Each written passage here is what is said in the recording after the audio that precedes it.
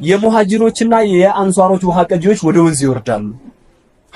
ውሃ ሲቀዱ የአንሷሮች ውሃ ቀጂ ይቀዳል። ይሄ ቡኻሪ ላይ ያለ ታሪክ ነው፣ ራሱ ሰሂህ የሆነ ሐዲስ ነው።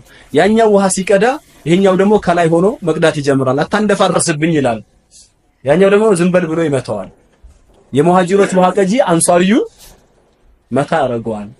ከዛ በኋላ ድብድብ ይገጥማሉ። ሁለቱም ምኖች ናቸው? ሙስሊሞች ናቸው። ሁለቱም የወጡት ለምንድን ነው? ጂሃድ ፊ ሰቢልላህ ነው። ተመልከቱ፣ የወጡበት ዓላማ ራሱ እስላምን መጠበቅ መታደግ ነው።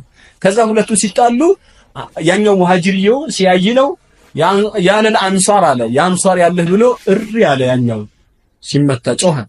ከዛ አንሷሮች መሳሪያ ይዘው ዱብ ዱብ እያሉ ማን ጠላት መጣ እንደ ምናምን ብለው ነው። ከዛ ይሄኛው ሙሃጅሪው እነዛ መተው ለምን እንዲታረጓል ምናምን ብሎ ሲሉት ያለል ሙሃጅሪን አለ። ይሄኛው ደግሞ የሙሃጅር ያለህ አለ። ይሄ ደግሞ አሁን ሁለቱም ስሞች የኸይር ስሞች ናቸው አይደል? ይሄ አንሷሩላህ ናቸው አላህን ዲን የረዱ፣ እነዚህም ደግሞ ሙሃጅሮች ናቸው ፊ ሰቢልላህ ለአላህ ብለው አገራቸውን ምድራቸውን ትተው የተሰደዱ ስደተኞች ናቸው። ሁሉን ነገራቸውን ትተው ግን ይሄ ስያሜ ለምን ዋለ? ቡድናዊነት ተፈጠረ።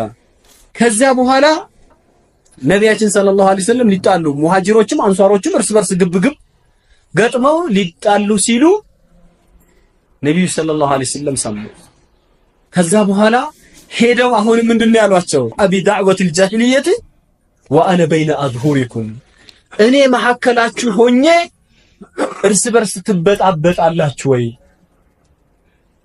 ደዑሃ ፈኢና ሂየል ሙምቲና አሉ። ይሄ የገማ ቆሻሻ ነገር ነው፣ ቡድናዊነትን ተው ነው ያሏቸው።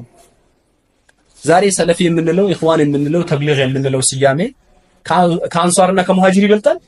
እንደው ለአላህ ብላችሁ በግልጽ እንነጋገር ከተባለ አንሷር የሚለው ስም ሙሃጅር የሚለው ቁርአናዊ መጠሪያ ስም ነው፣ ቁርአንና ሐዲስ የሰጣቸው። ግን ነቢያችን ቡድን ለይተው ሲናቆሩበት አቢ ዳዕወል ጃሂልየቲ ወአነ በይነ አዝሁሪኩም አሉ። የጃሂልያ ጥሪ ነው፣ ደዑሃ ተውታሉ ነቢያችን።